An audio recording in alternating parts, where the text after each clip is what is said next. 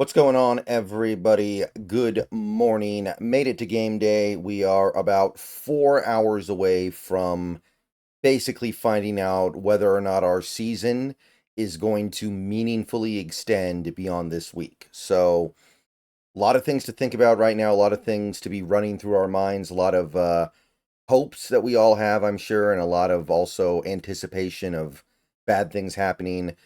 But we still got a handful of hours before we get to kickoff, so we don't yet have full information on who's going to be playing and what kind of state they're going to be playing in.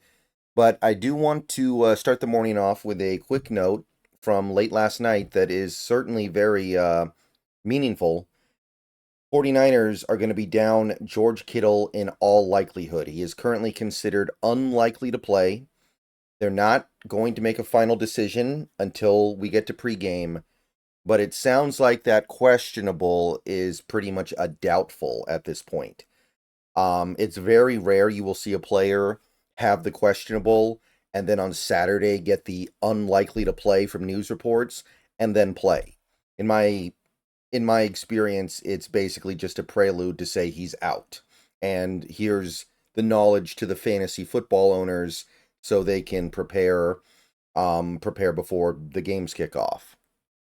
So looks like we're not going to have to deal with that. We still don't know what's going on with Banks or Trent Williams or Bosa. A couple other things they got going on there. But yeah, Kittle, who's been really good for them this year, and they've needed him because they haven't had the typical onslaught of offensive weapons they can throw at teams. He's out.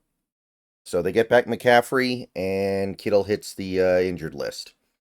He gives and then he takes. Something like that. All right. One more thing before I get out of here. I'm actually going to be watching the game somewhere today. So when the game ends, I'm going to do a quick video on my phone, get that posted, and then I'm probably not going to get to the post game video until probably after Sunday Night Football has started, because this game probably wraps up sometime around what 4:15.